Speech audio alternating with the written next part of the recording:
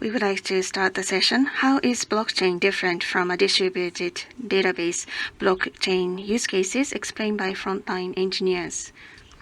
We will talk about blockchain, distributed ledger technology, what it is, its difference from the normal distributed database, and try to answer some frequently asked questions such as, shouldn't it be enough to just have API integration or aggregate in one database?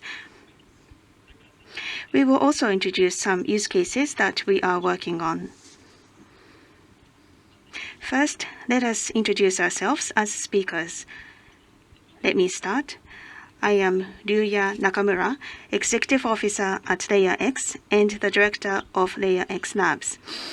I manage R&D at LayerX, a company that promotes digitalization with blockchains, and I've been with the company since its foundation. Originally, LayerX started as a subsidiary of a company called Gnosi, where I worked originally, but became an independent company. Outside the company, I'm a member of the Mito project, where I also do research on blockchain. Thank you. I am Gaku Nakamura from Oracle Japan. It's confusing because we're both Nakamura. In my previous job, I was doing development of bank settlement package product as an SI, mainly dealing with legacy systems for financial settlement. Currently at Oracle, I am in charge of Oracle Blockchain Platform, which is a blockchain as a service platform on Oracle Cloud. Thank you. I will call you Gakumura-san since I already took the Nakamura seat myself. I am Shigeyuki Azuchi from chaintope. I mainly do R&D of the protocol layer of blockchain. Chaintope has developed blockchain for enterprises called Public Blockchain Papyrus, which is the business that I lead. We mainly develop applications on blockchain and protocols above them. I also develop Bitcoin-related libraries as a hobby. Thank you.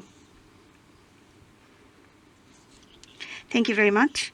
Since we don't have a lot of time, let's jump into the topic. Let's start with what is blockchain or distributed ledger technology. I will give a brief presentation. What is blockchain or distributed ledger technology? Unfortunately, the term is being used in various ways in this industry. It really varies depending on the person, company, or industry. There are various features of blockchain and distributed ledger technology, but the features that people refer to vary case by case. Rather than discussing which definition is right, I want to explain the features of what is called blockchain or distributed ledger in the world and how useful it is. There are various definitions and viewpoints, but the common characteristic is that it is a system that records transactions. Transactions represent units of processing, and the system updates their state data. There are various use cases and meanings of transactions and state data, such as remittance in a payment system, transfer of securities in a securities settlement system, or recording of commercial transactions. The history of transactions is called a ledger, and it is maintained. In blockchain, a collection of several transactions is called a block.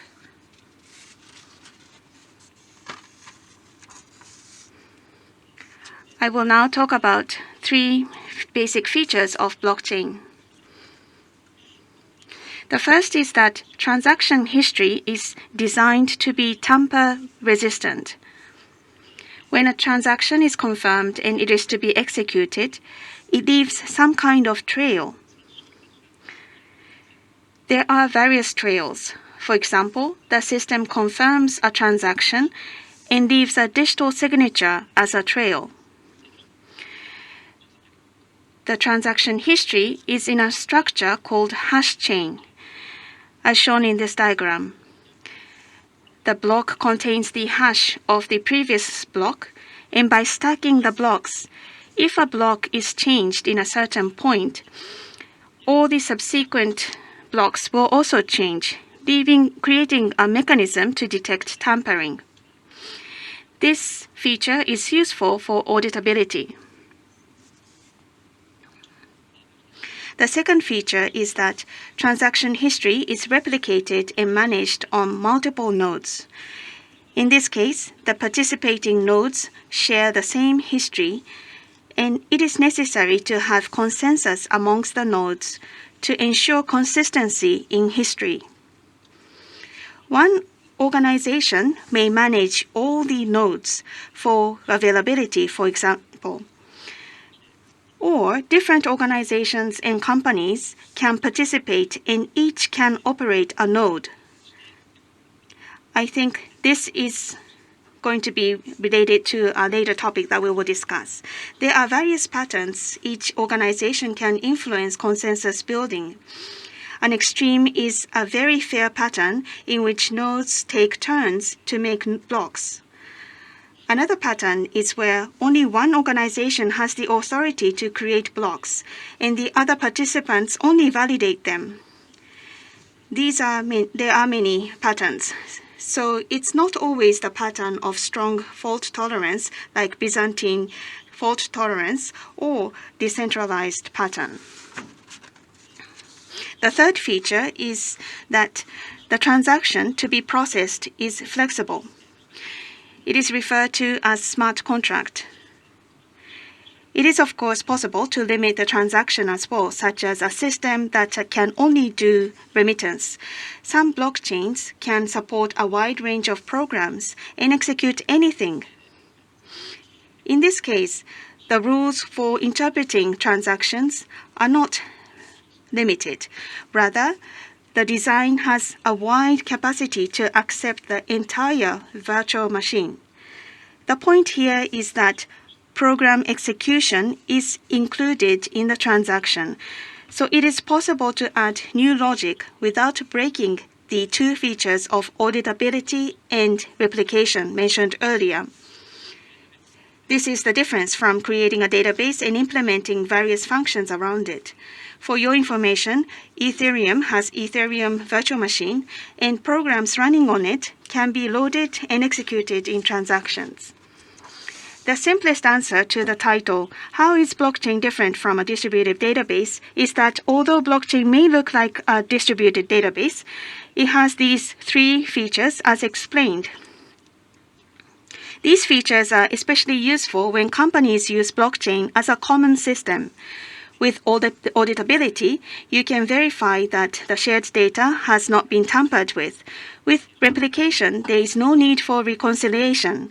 We often build a separate system for settlement system to verify that remittance instructions are being executed properly, but that will not be necessary since the history is shared from the beginning.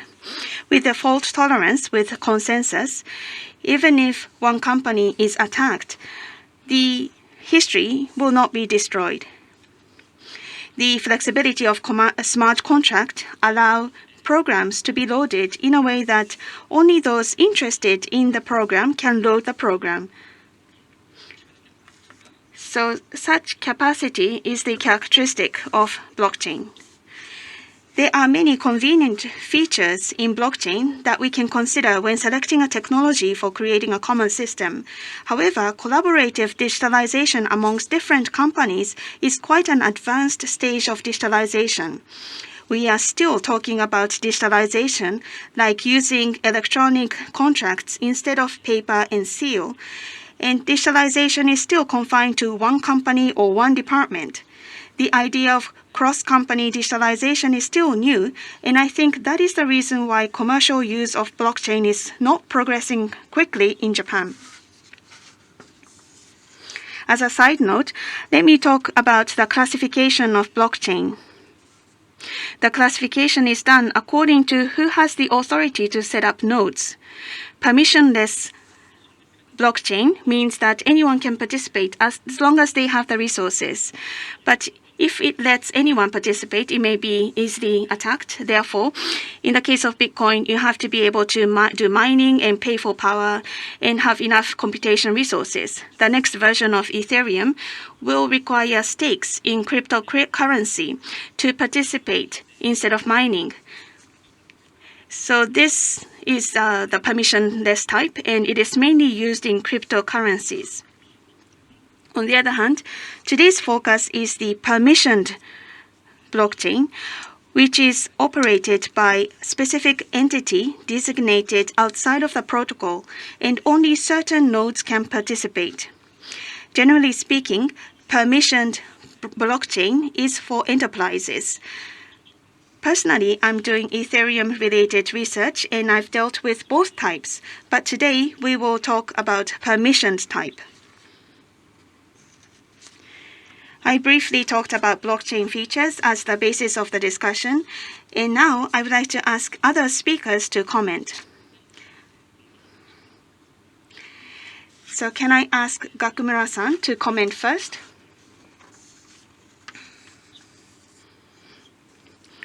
Blockchain initially started as the platform for virtual currency and crypto assets. But in the context of utilizing blockchain in the enterprise domain, there is a lot of attention being paid to its features that realize a centralized system or platform to be built among different companies. So the decentralized system is the feature that is talked about. There are different definitions for a decentralized system, such as nodes being held by everyone or multiple organizations participating in transaction consensus, or at a higher layer, the division of decision-making authority on the platform operation being implemented in the system. There are many opinions, but I think the essence is that it is about decentralization. What often happens is that there are elements such as consensus, tamper resistance, auditability, and smart contract that characterizes the blockchain, and people would pick these elements individually to talk or criticize about blockchain. Blockchain realizes something with all of these elements as a whole, and I feel that it is inappropriate to ignore the entirety and only talk about those individual elements.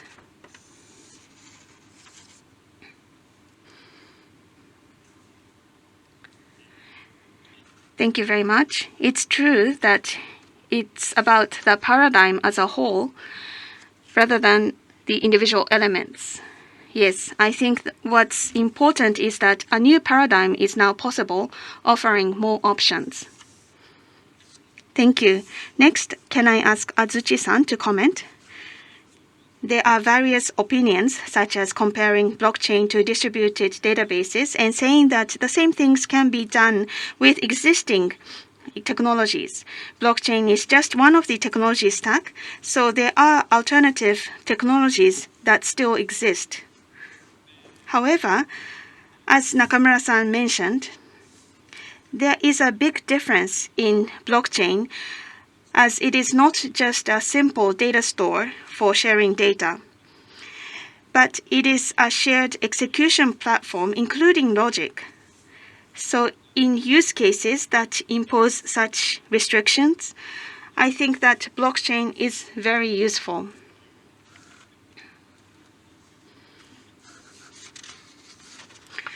If you simply compare blockchain with distributed databases, the assumptions are different, so it's difficult to do apple-to-apple comparison. It's not a simple data store. Data can be recorded, but it is difficult to make a query or search, and it will require a separate index to be created for searching, or you may need to have a separate database. Ledger information is shared, but there is some information that you don't wish to be shared. So in that respect as well, you need to carefully consider what to do on blockchain and what to do off blockchain, and think about the whole mechanism in combination with the conventional databases.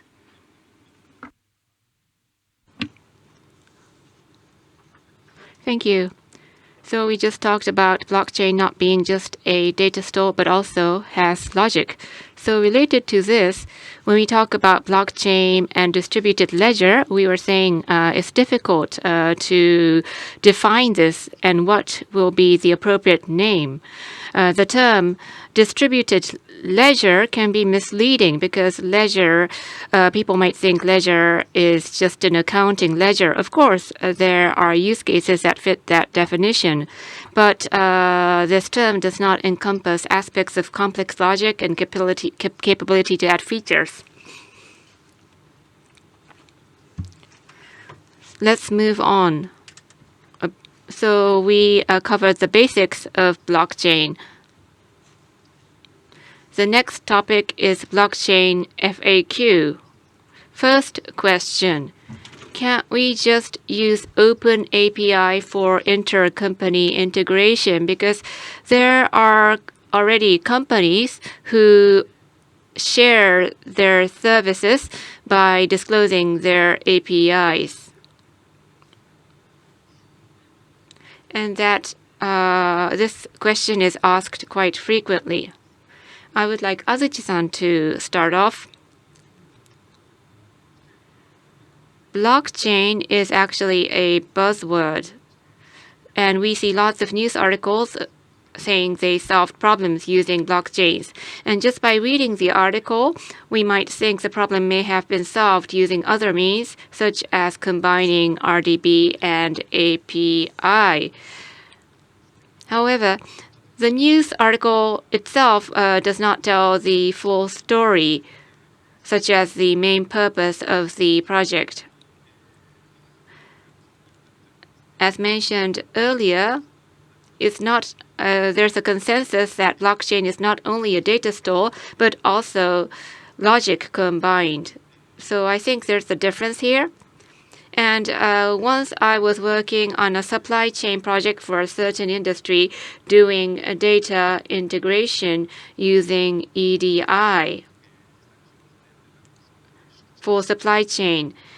And that wasn't really data sharing between companies, since the essence of API is to share the state of the companies by calling APIs sequentially and updating the state of the company.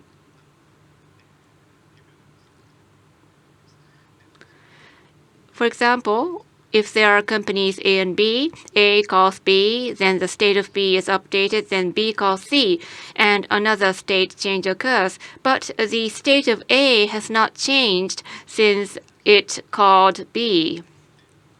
So that means not everyone is sharing the same state. By calling individual APIs, the logic can be performed, but each data is held by the individual company or department. That is API. In case of blockchain, everything, including the data, is managed on the same ledger. And by executing the contract defined beforehand, the updated records will also be transferred, making data shared by the entire system. Although the nodes are distributed, everyone shares the same unique state. And everyone is in agreement with that. And that is the main difference between API and blockchain. Thank you. You're right. So as you said, what is passed through API integration is not the same as what is transferred over blockchain replication. And in addition to that, what I think is in case of API, the operating side shares the features at their own incentive. So they tend to be the most common basic features used by most of the users, such as remittance and balance inquiry for bank linking API. In the smart contract paradigm, the entire history is shared from the very beginning, and the capacity to attach the logic linked to that history is also provided. So rather than the service provider, the user side has the freedom to decide which features to use. Thus, the direction is reversed here. You're right. Thank you. That was a very enjoyable theme, but there is limitations to time, so we will move on to the next question. So the next question is, can't we just put everything into one DB owned by one dominant party? So we talked about replication and intercompany integration. And while people are doing that, people tend to get tired of that. And there will be people saying, why don't one strong party just aggregate and hold on to all the data? So I would like Gakumura-san to give us insight on that. So aggregating everything into one single DB, that means having a central platform owned and operated by one dominant player and put all the data in there, and everyone uses the data from that single platform. So we're talking about putting all data in a centralized platform.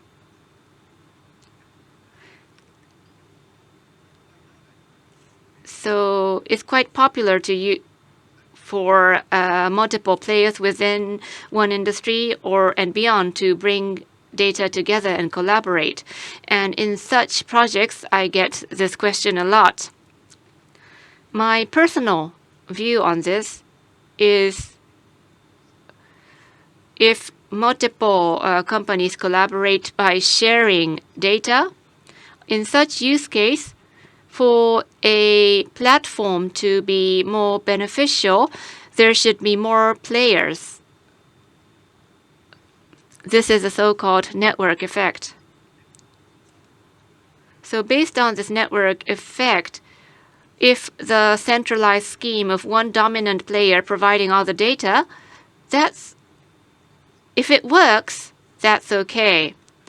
But the problem is there are cases where this approach will not work.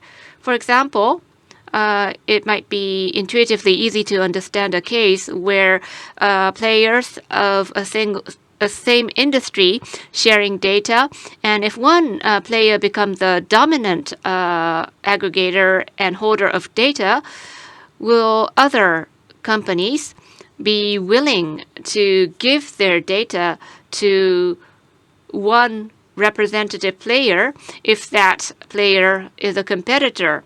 In most cases, I don't think they'll be willing to do that. So there are interests here involved. So it is difficult for multiple competitors to use one dominant player's platform. So having a representative among the players, I think the application will be limited. Another idea, centralized method, is having a neutral institution such as the state of the government to bring all the data together into their platform. And if this works, why hasn't this happened? The areas where neutral institutions can play a part will be limited to projects for a common good. So there aren't many of such projects. So the methods of representative player and neutral institution, there are many areas where neither of these two schemes could work. However, blockchain, which is a decentralized platform, can work in some of such use cases where multiple companies need to collaborate by sharing data. At least blockchain can help in a part of such use cases. So that is what I think. Thank you. Yes, as you said, when interests of companies are involved, so this part is not really disclosed publicly in news releases. So even engineers like ourselves cannot understand the full story when we read news articles about projects which we were not directly involved in, especially about interests between players as well as the context of the project, such as what led the team to use blockchain. And I think this is a point when thinking about blockchains when using that in projects. So we talked about blockchain and its alternatives. Next, I would like to talk about use cases of blockchain. So first, Gakumura-san, would you like to share some of your use cases? In Oracle, we have been working on many areas, including supply chain traceability, and the most advanced area is finance. Blockchain started off with cryptocurrency. In finance, the finance industry had advanced use cases and pilots in this area, and there are multiple commercial projects that have already gone live. So finance is advanced compared to other industry. For example, using blockchain for international remittance, which took 4 days, can be shortened to 2 hours or 5 minutes using blockchain. And another case is Forex. For example, risk-free currency exchange between US dollars and Japanese yen of large amounts, for example, 100 million. Before, that took 3 days. But by using PVP, payment versus payment, risk-free exchange will become possible. In case of securities transaction, through DVP, delivery versus payment, risk-free transaction will be possible. So these are the main use cases of blockchain. And in such use cases, blockchain's characteristics of tamper resistance, and also blockchain can ensure verifiability of both data and logic. So it makes it easy to handle the value itself. While blockchain is only used for simple use cases such as ownership transfer and asset exchange, where existing logic is just expressed with blockchain. But in the future, the flexible programmability of blockchain might be used further, so we can work on assets which could not be realized in the past, such as depreciating currency. We believe blockchain will be used in assets with unconventional logic. For example, retail CBDC may be realized earlier than expected. That was all. Thank you. Yes, you are right. In the area of finance, our company has a securities and transaction projects with MUFG. And also we have a joint venture with Mitsui Trading on asset management business. So customer focus is very high in the finance industry. So Azuchi-san, please. In chaintope, we started off with colored coin. And we were developing solutions using token economy. More recently, we are focusing on traceability.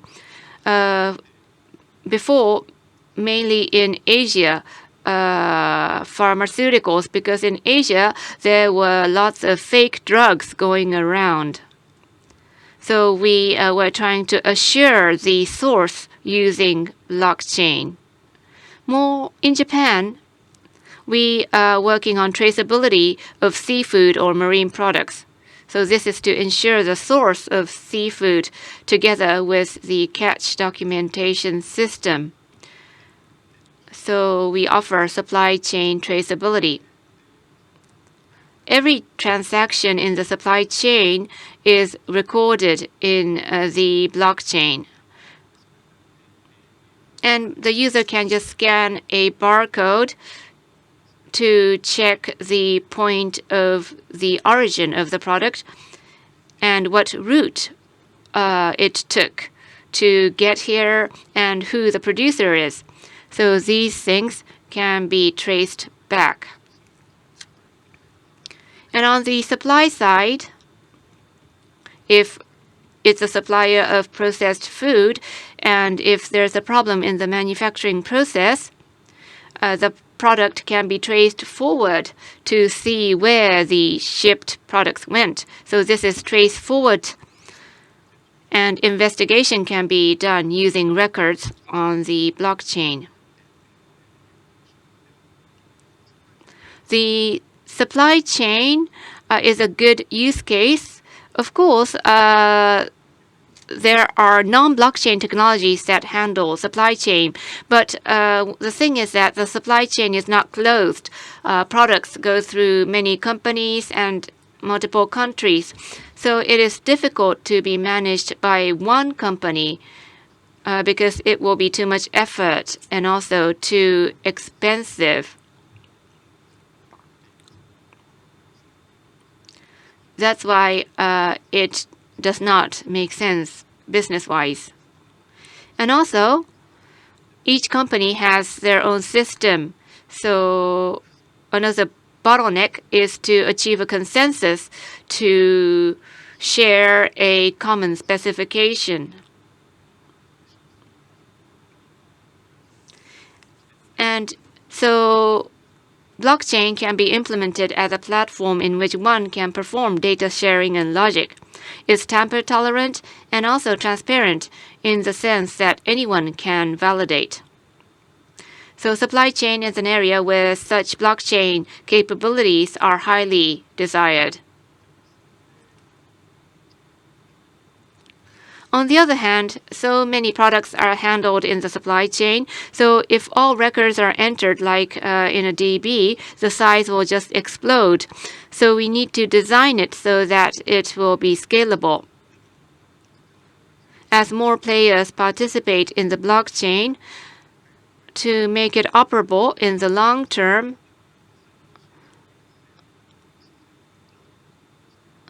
the cost of load on nodes must be taken into consideration and design.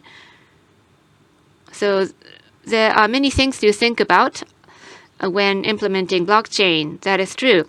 However, blockchain can also reduce entry barriers.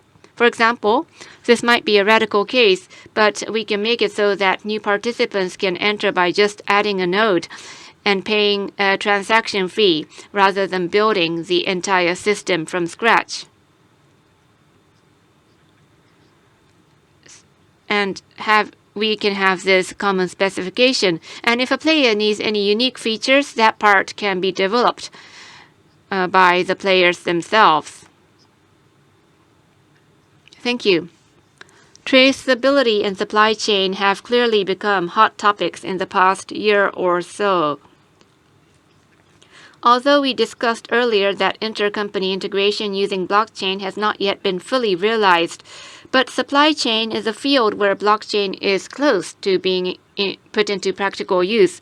More recently, carbon emission tracking is also being discussed together with in the context of proving the point of origin. You're right. If it's a carbon emission, the data can also be utilized in secondary markets. Thank you. So lastly, I would like to introduce our LayerX lab, which engages in mid to long-term projects. And one of the projects is about e-voting. Just as we are recording this video, votes are being counted in the US presidential election. If we were to digitize this process because of COVID, digitizing the ballot system is much more difficult than other use cases. We must ensure that the voting process is conducted in a transparent manner as well as maintain the secrecy of the ballot. So it is much more difficult compared to internet banking. In the traditional voting systems, the first voter of the day can make sure that there are no votes in the ballot box. And you can do it first thing in the morning. And also, the vote counting process can be witnessed by anybody to ensure transparency. So how can we do this digitally? In case of blockchain, the voting process can be verified, although we might need to depend on other technologies to ensure privacy. But the validation part can be done by blockchain. Not only e-voting, but also traceability and security transaction. It applies to all use cases. It's not that blockchain is the only solution.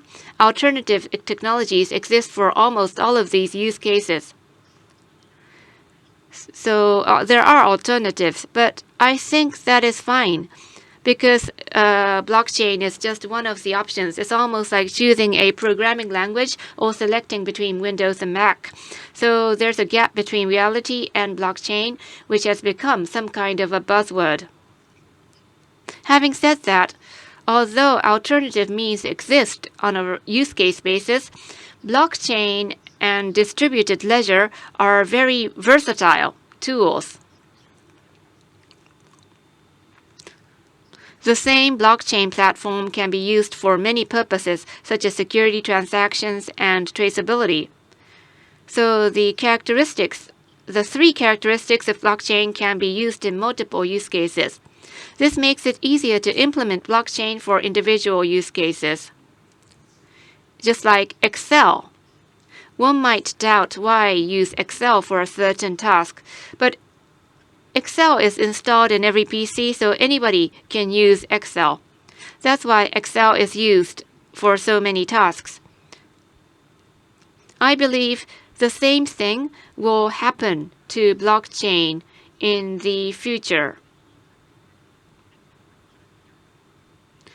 I think the change in the architecture paradigm is the answer to the question, why blockchain? So we have 2 minutes left. So I would like each member to give any messages that you want to convey to the audience. So Gakumura-san, would you like to start? Especially in the enterprise area, blockchain is not yet mature. That's why engineers should really study about blockchain and move blockchain forward. Those of you who are watching this, I think you are eager to learn. So let's really work on enterprise blockchain together. Thank you. Azuchi-san?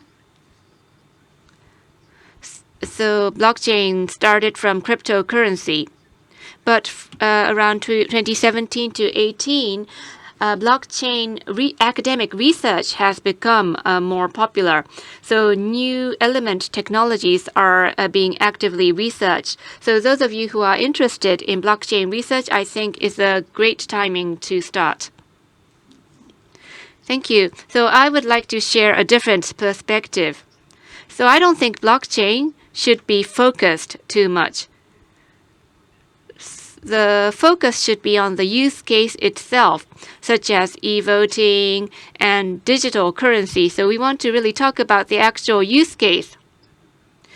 So focusing too much on blockchain is like fussing over whether to use Java or Go in development, but a similar thing is happening in the area of blockchain. By focusing more on solving individual challenges, I believe blockchain will be able to contribute more to digitalization. So I hope that this was beneficial to you. So we have 18 seconds left. So when we have 10 seconds left in panel discussion, I don't know what to do. So let's all end in silence. Thank you.